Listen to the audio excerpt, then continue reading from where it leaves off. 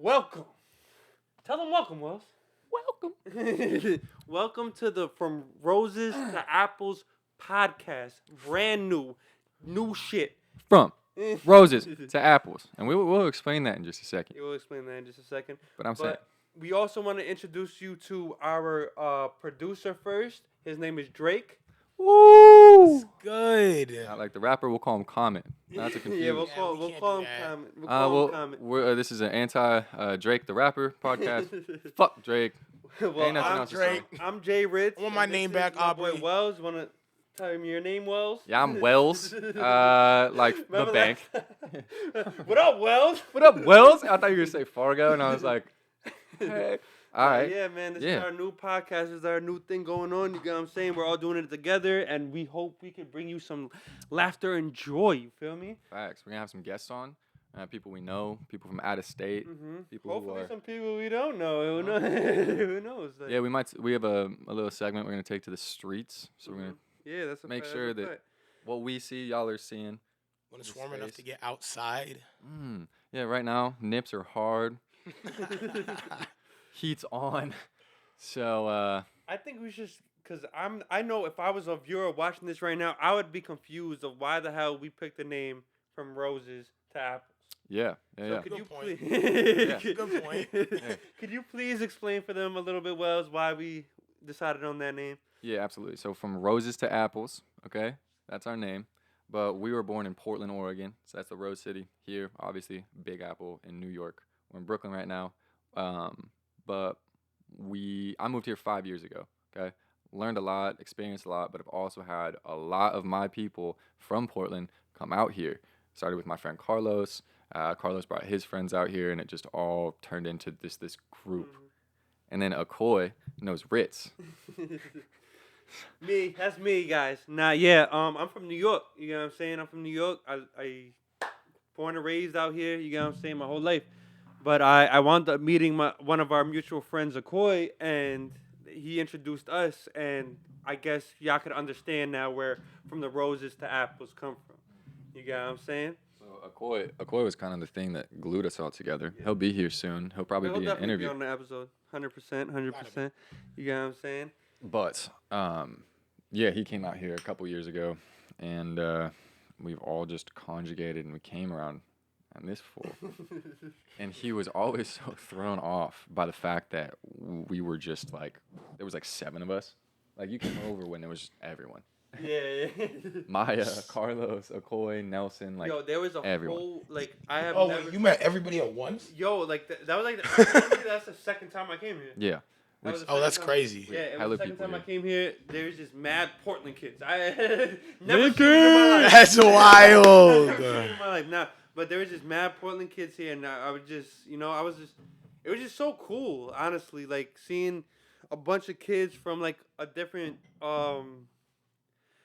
state, a different atmosphere. You get what I'm saying? All that shit, and just seeing them all coming to New York, a place that I was born and raised, and just seeing that they're trying to get their 20s going in New York, in a place where I was born and raised, and just all of them look excited. Like, That's fucking crazy out there to see. yeah, it is. My It face is. just got goosebumps. Yeah, I thinking about never that. thought about it like that. Dude. It is. It's very exciting because,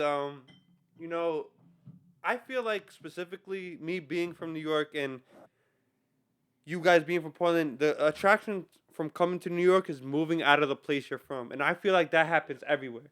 Like me, I don't want to live in New York for the rest of my life. Like, you know what I'm saying? But we didn't want to live in Portland, and then we end up here. Yeah, Your that's like, home is where we decided like Yeah, to sit exactly. ours. Yeah. that was the coolest part. Yeah. But yeah, it's like I feel like the whole thing that happens from when you're in elementary school, middle school to high school is you're planning on leaving your hometown in a way. I That's feel very true. I That's feel very like that's true. always like the goal, the unspoken goal is to leave where you're from and make it somewhere else. Yeah. You know what I'm saying? And Absolutely. it was just so crazy seeing just like a boatload of these kids in this crib that actually did that. Yo, and You know what I'm saying? Like, the weirdest part is like this is my career. Like I came to New York to follow a oh yeah, career. tell them. Yeah. Oh, so I work in the fashion industry as a model.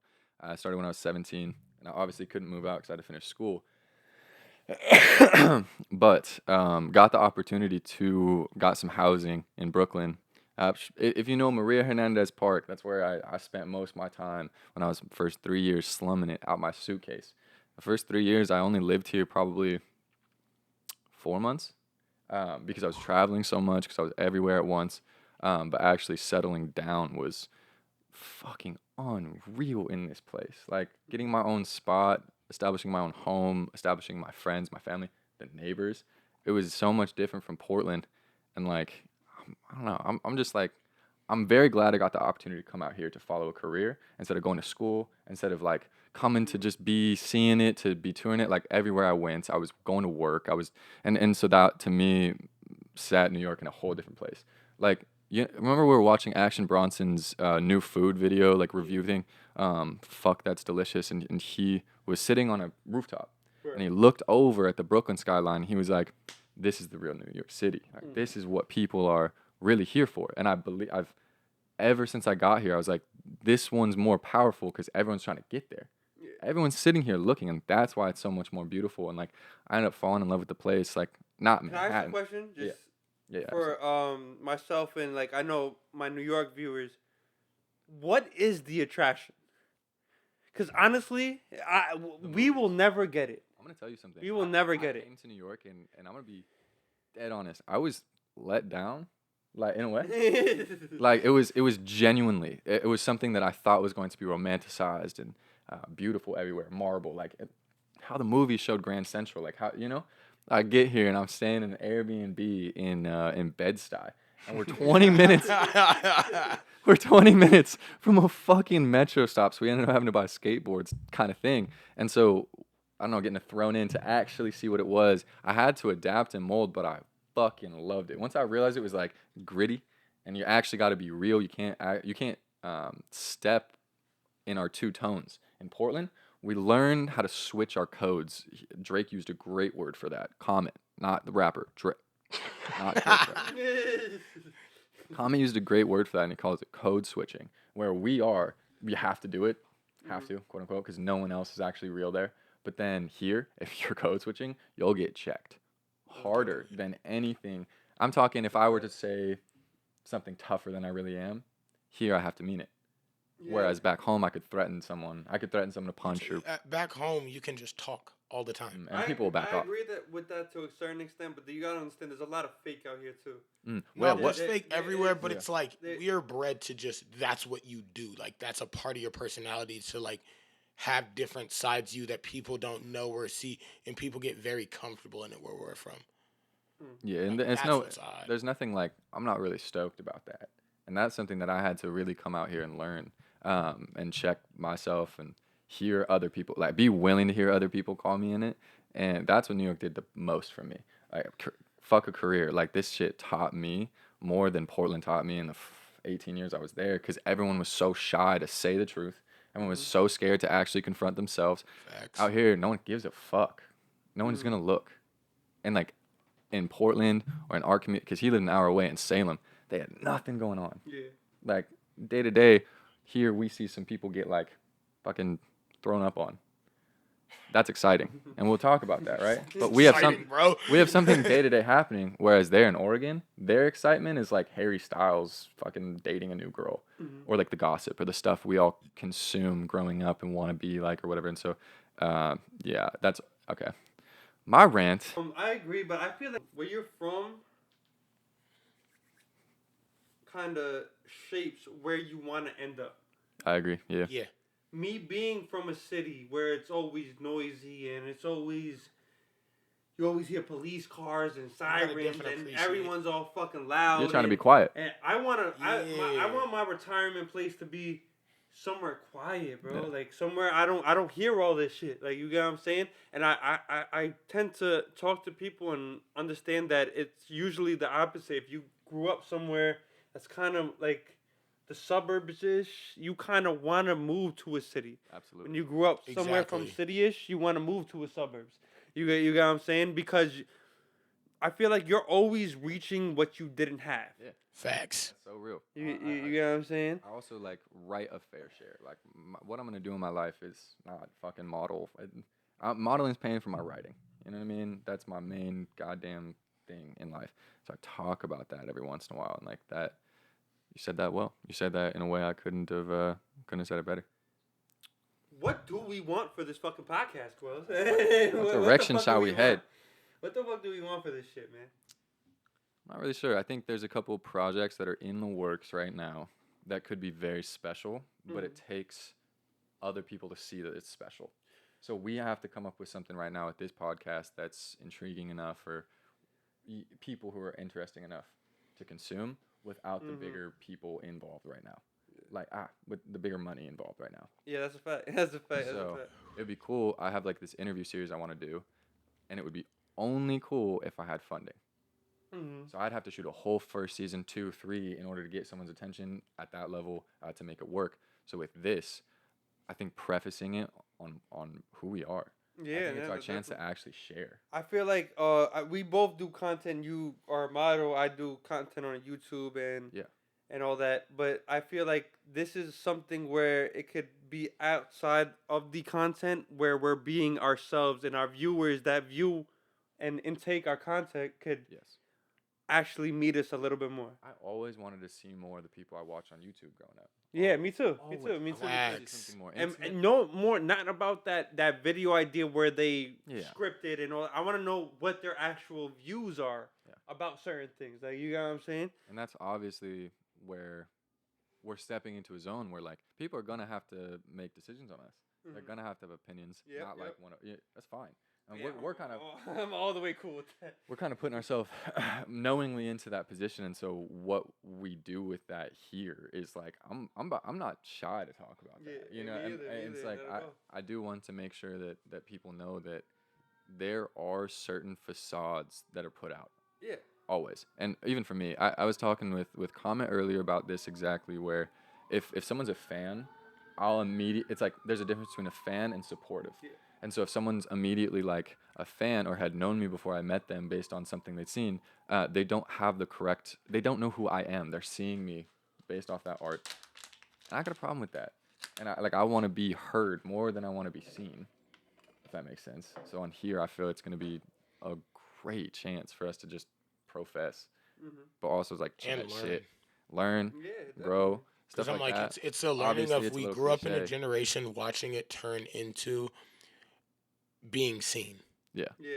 And it's like everyone wants to be seen. Everybody and that's something. And I'm not gonna deny it. Yeah. No, but I mean like probably culprits of it. Like, but I mean like it's more in a sense of like everybody wants to be seen in like at this point. Way. Yeah, in a good way, and it's more of like being seen in a good way. You have to be heard. This gives us a chance to see in both ways. You know what I was thinking about this morning, and I spoke to you about this. I said because I was gonna go get a haircut this morning and get all proper for the podcast, whatever the case may be.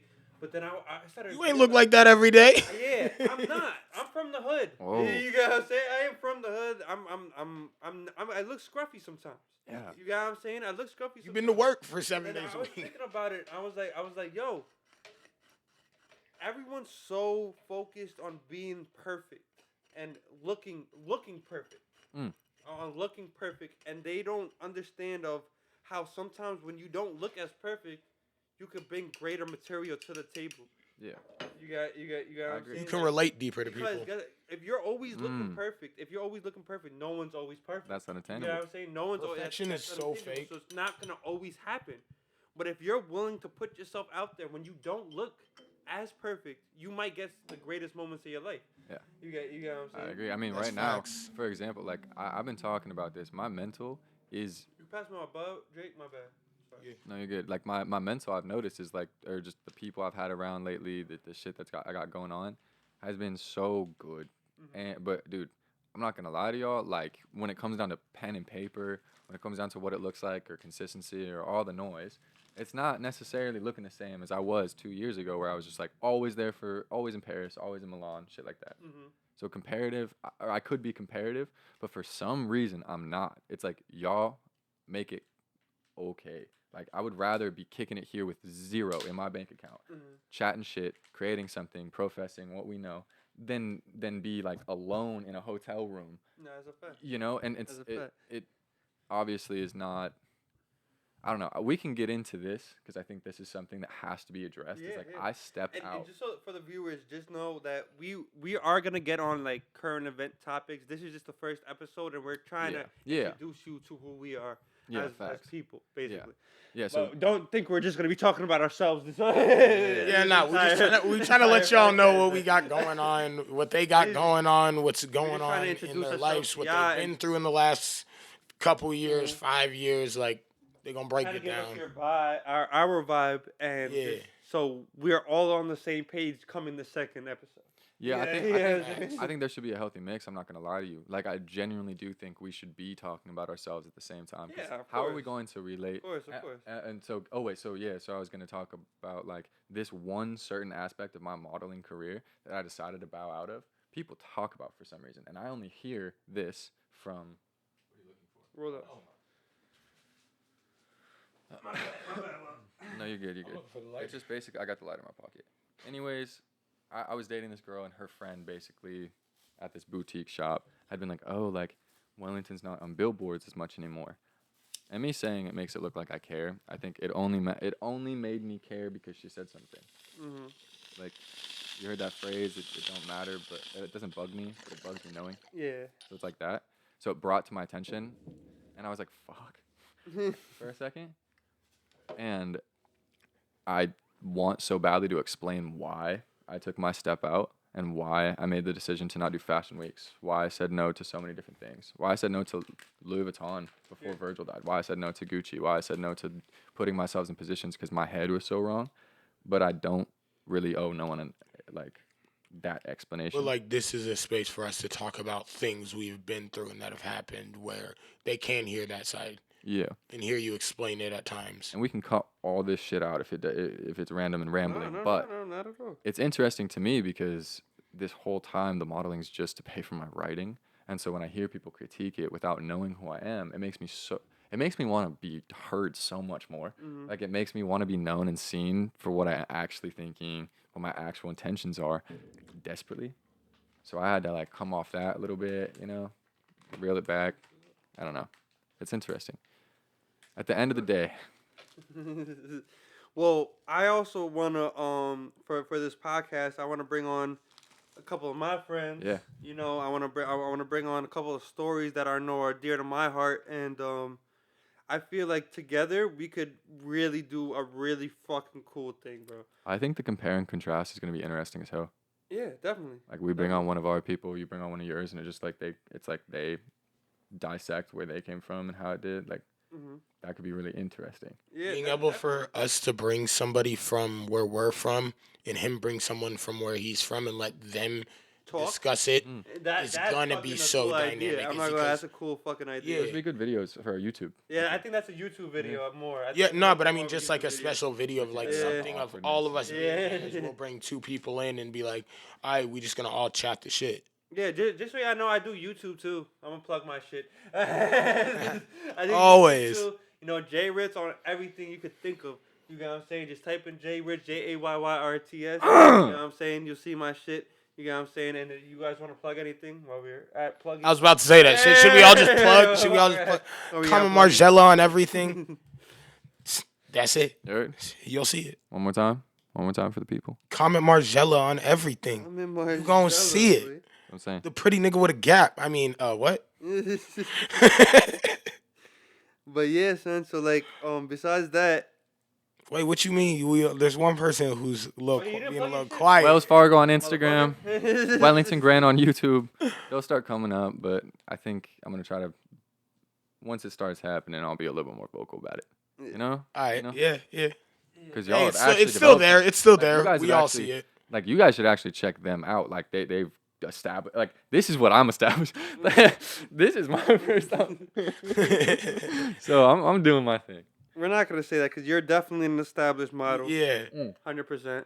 From our point of view, you got to realize for us, it's established, but you did that on without doing it the way we went about it. Mm-hmm. Yeah, so through someone's vision. And so I think that's where I feel now I get to actually have creative control of this or express in my own way. So that's fucking exciting. Damn, man. Definitely. So now getting back to the New York fucking Oregon thing. Yeah. Wait. We gotta hold that right there. Oregon. What, I said it wrong? Oregon. Everybody says it wrong unless Yeah. you're from Oregon. So I'm not mad. I'm not laughing at you. I'm Oregon shit. Yeah.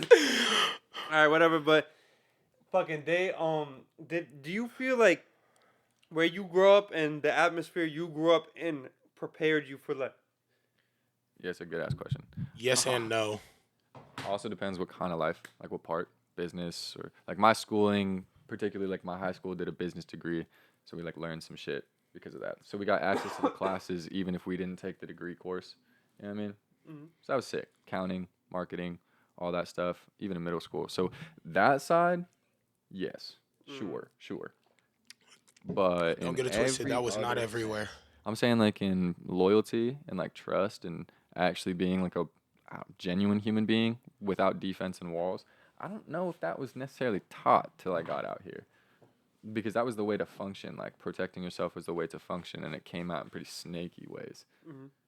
The dichotomy between the West Well, and the like, East. could you give me like a little example?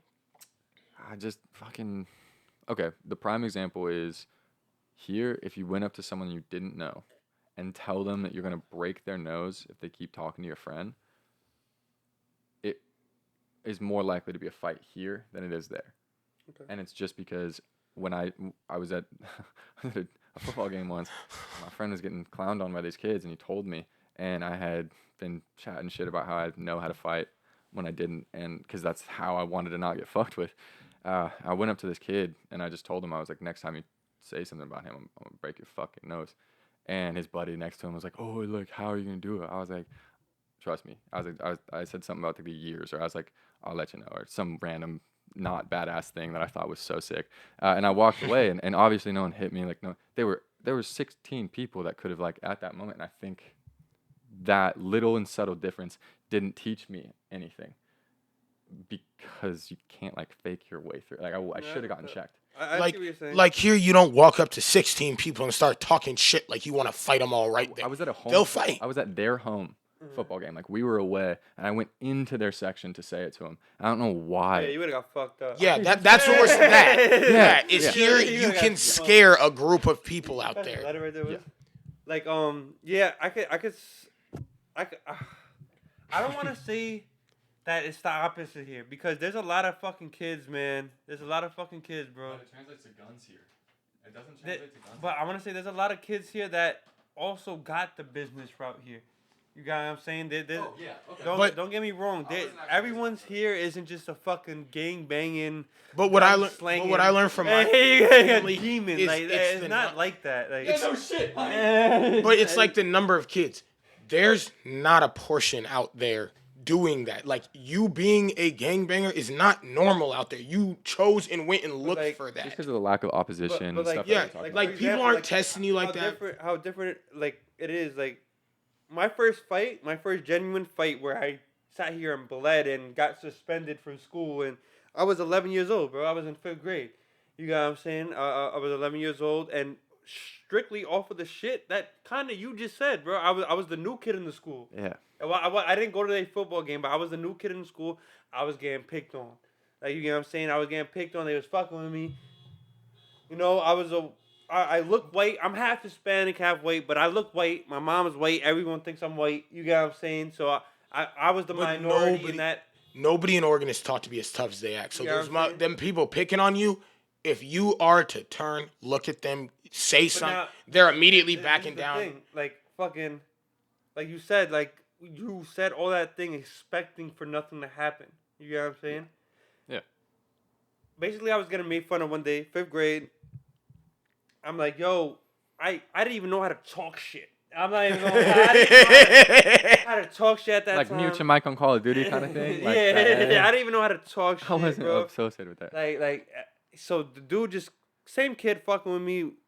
My boy Isaiah, we're actually very good friends till this day. To be honest That's with you. crazy. We're very good friends till this day. But he was fucking with me, whatever. And basically, long story short, I forgot what he said to me, but my reply to him was I called him Tubby. The kid was a little chubby. I said, "Fuck out of here, Tubby," or "Fuck you, Tubby," or some shit like that. You know what I'm saying? I said some shit like that, and then he basically, "Yo, we're gonna fight at lunch."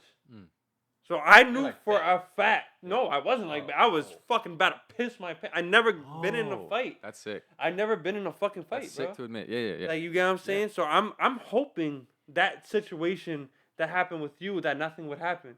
Yeah.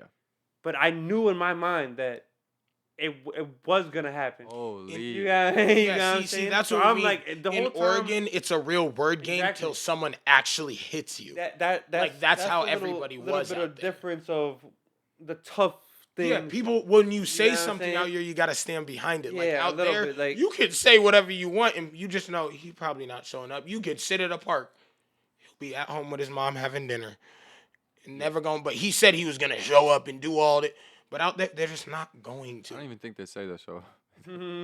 My point. That's so interesting. But also, now, like I'm saying with back that, to the business thing, I was only vouching for my side. you I know what never I'm said saying? nothing about Mind it. you, this was me at 11 years old. So Yeah. now, from then on, I thought this type of behavior was cool. Yeah. Okay. You get what I'm saying? Damn. I Damn. This literally that day forward. You're like, that's how I have to walk. That's what I did.